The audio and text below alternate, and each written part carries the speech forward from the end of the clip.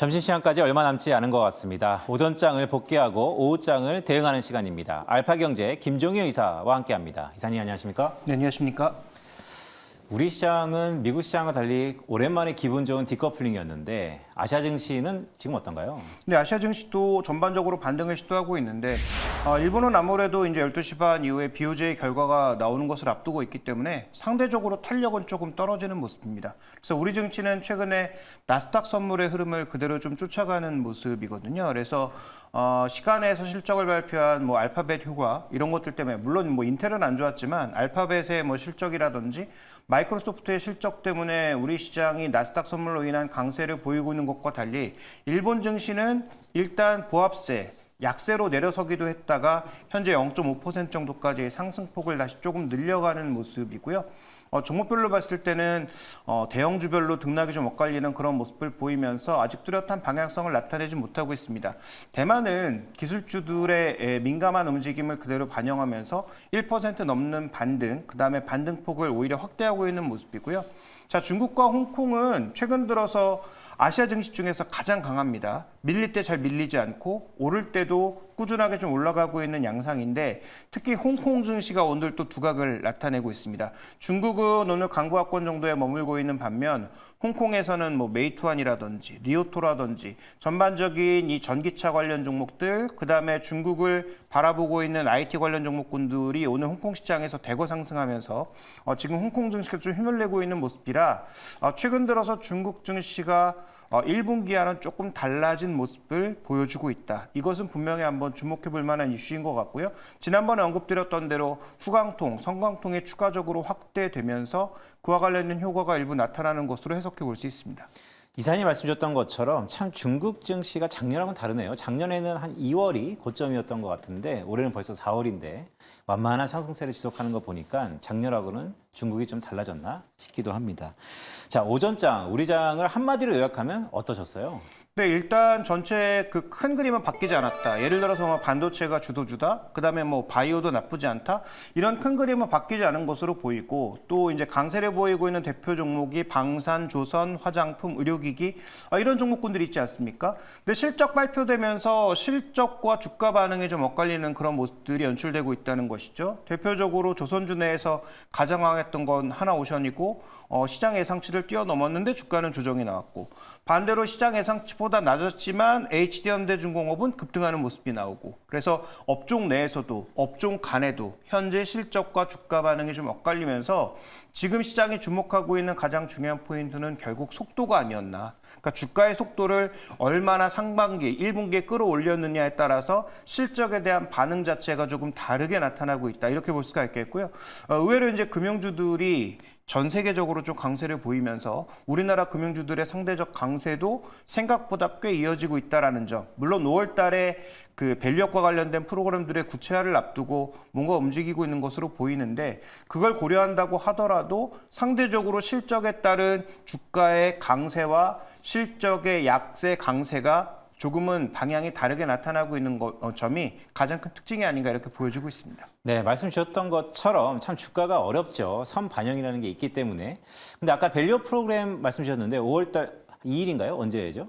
네, 5월 초로 일단 예정되어 있는 것 같은데요. 정확한 뭐 일정은 나와봐야 알겠습니다만 정부 쪽에서는 워낙 강하게 얘기하고 있고 또 얼마 전에 G20 재무장관 회의 때 최상목 경제부총리가 또 강하게 이와 관련된 여러 가지 내용들을 이미 얘기한 상황이기 때문에 그 정도의 레벨을 만약에 보여주지 못한다면 실망감으로 다가올 수 있고 그다음에 지난번 3월 말에도 1차 배당락, 그다음에 배당락이 나올 때 한번 크게 휘청했던 것처럼 뭐 뉴스가 나올 때는 또 일정 부분 매물이 나올 수 있다라는 부분은 인지하고 가실 필요가 있을 것 같습니다. 그러니까요. 5월 달에는 글로벌리 FMC도 있는데 또 밸류 프로그램에 대한 또 선반영의 여부도 있으니까 좀 주목할 타이밍인 것 같습니다.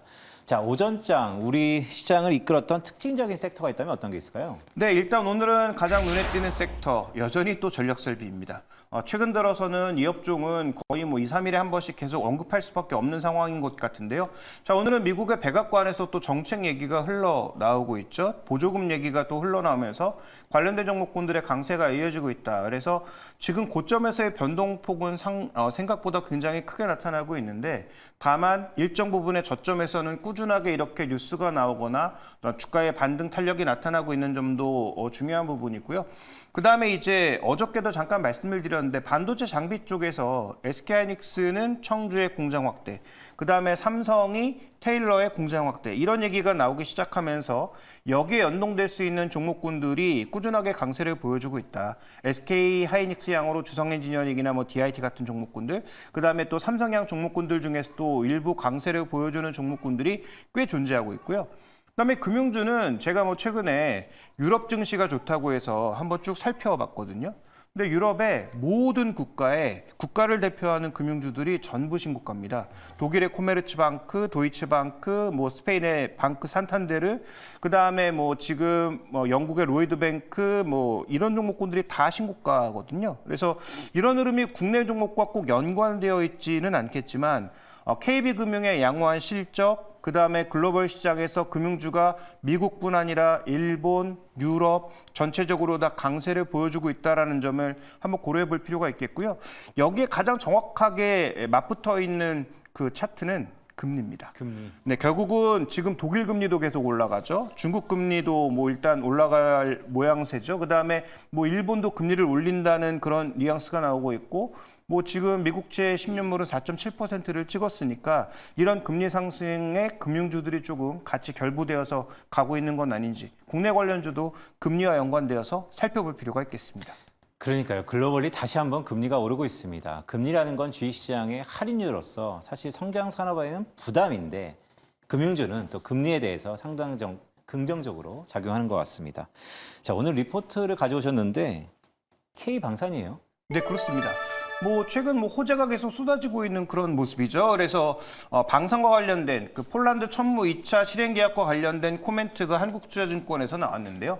결국은 뭐 된다라는 것이고, 다만 이 리포트에서 한 가지 지적한 것은 지금 주목해야 될 것은 금융 관련은 좀 더 지켜봐야 된다. 다만 이 수주 소식은 뭐 확정된 것으로 얘기가 나오고 있는 상황입니다. 그래서 결국 핵심 포인트는 뭐냐? 다음 이제 준비된 그림에서 이미 답이 다 나와 있는데, 다음 이제 준비된 그림 보시면 모든 지금 K9 자주포도 그렇고요, 천무도 그렇고요, K2 전차도 그렇고요. 작년 대비해서 재작년 대비해서 물량이 대거 확대되고 있다라는 것이죠. 그러니까 제가 뭐 조선, 방산, 의료기기, 화장품 말씀드릴 때 중요한 건 Q다. P가 아니고 Q다. Q가 늘어나야 전체적으로 지금 이 실적과 관련된 긍정적 모멘텀을 우리가 생각해 볼 수 있다라는 말씀을 드리고 있는데, 정확하게 Q가 증가하고 있는 상황인 것이죠. 당연히 환율이 지금 워낙 약세니까 실적이 증가하면서 전체적으로 실적의 숫자도 더 많이 찍힐 것으로 보이고요.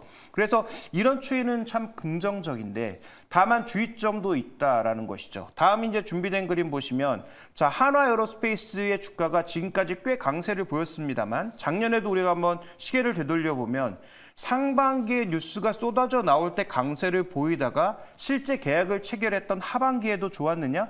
그렇지 않았다라는 거죠. 그러니까 오히려 상반기에는 강세를 보였다가 하반기에는 꽤 가격 조정과 기간 조정을 소화한 이후 올해 다시 2차로 폭발하고 있는 거죠.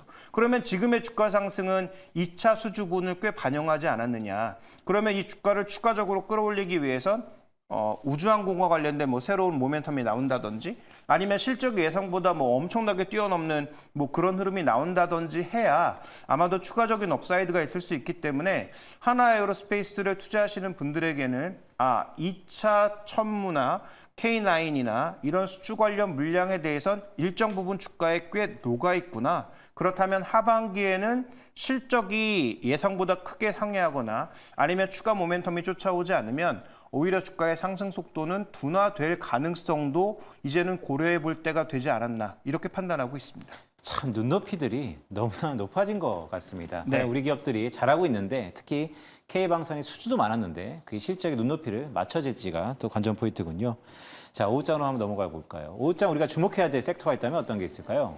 네, 저는 뭐 두 가지 섹터를 보고 있는데요. 어저께 이제 현대차 실적이 나왔는데 아주 좋은 실적을 냈지만 말씀드렸다시피 자동차는 Q가 늘지 않고 있습니다. 믹스 개선, 환율, 이 효과만으로 계속 주가를 올릴 수 있느냐, 이 부분에 대해서는 저는 다시 한번 말씀드리지만 급락하거나 나쁘다는 게 아니라 상단이 막혀 있을 가능성이 높다라는 말씀을 계속 드리고 있는 거고요. 그래서 오늘 기아의 실적과 그와 관련된 반응을 좀 살펴볼 필요가 있다라는 차원에서 오후장에 올라간다가 아니고 오후장에 한번 지켜보자라는 차원에서 말씀을 드리고 싶고요.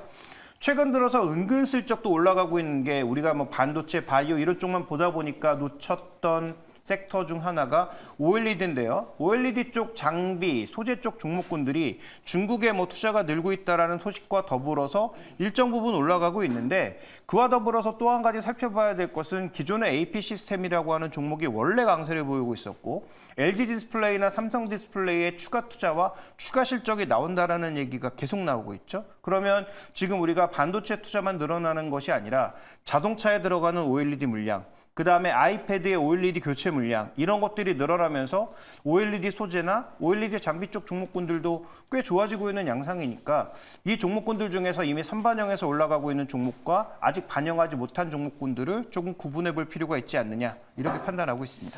이사님, 근데 OLED는 여전히 최종 수요단은 중국입니까?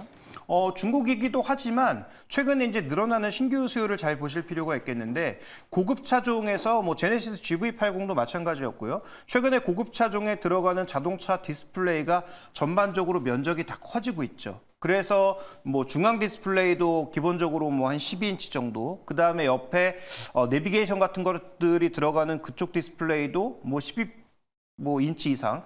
그다음에 뭐 캐딜락 같은 것들은 아예 차 전면에 48인치 디스플레이를 OLED로 넣고 있단 말이죠. 그래서 이게 이제 BOE 쪽에서도 물량이 늘어날 가능성이 높고 OLED 쪽에서는 뭐 아시다시피 우리나라가 그래도 아직은 압도적인 우위를 차지하고 있기 때문에 자동차로 들어가는 신규 물량, 그다음에 뭐 맥이라든지 그다음에 아이패드 신규 물량에 들어가는 OLED의 증가분은 분명히 수혜일 수 있다. 그래서 중국도 물론 중요하지만 중국 플러스 자동차 신규 IT 세트 수요 이걸 한번 바라보실 필요가 있을 것 같습니다. 그러니까 요즘 신차들 보면 앞에 막 화려하게 전부 다 그렇죠. 디스플레이로 돼 있으니까요.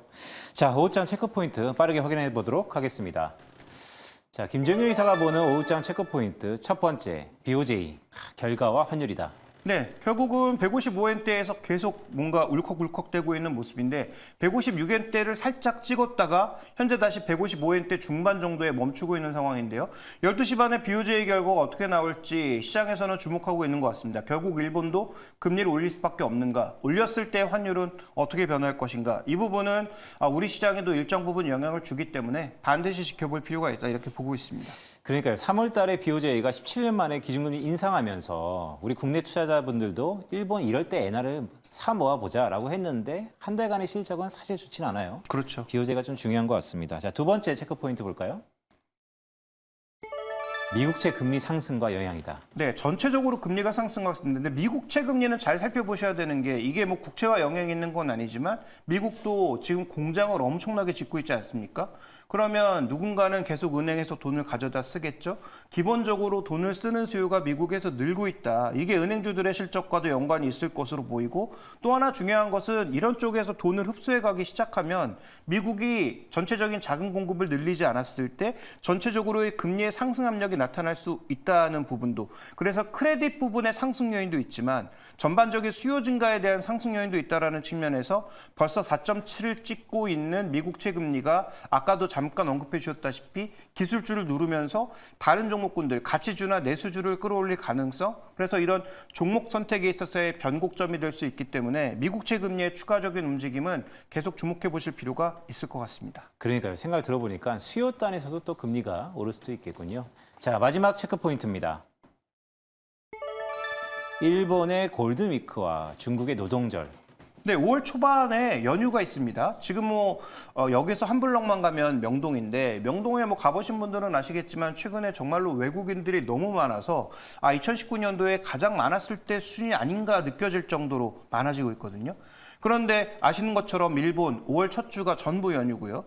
그다음에 중국도 노동절 연휴를 맞아서 최근에 이제 국내로 유입되는 관광객들 숫자가 늘고 있기 때문에 그러면 뭐 면세점 이런 것들은 전혀 움직인 게 없잖아요. 그러면 이런 것들로 인해서 그와 관련된 종목군들이 움직일 수 있는지, 그러니까 최근에 뭐 워낙 강했던 종목군들이야 잘 아시겠지만 강하지 않았던 종목군들 중에서 이러한 수요로 다음 주에 움직일 만한 종목군들이 있는지, 수급은 개선되고 있는지 한번 확인해 보실 필요가 있지 않느냐, 이렇게 또 보여집니다. 그러니까요. 바야흐로 5월입니다. 명동에 참 외국인들 많더라고요. 네. 자, 김종효 이사가 바라보는 오후장 세 가지의 체크 포인트였습니다. 알파경제 김종효 이사였습니다. 이사님 고맙습니다.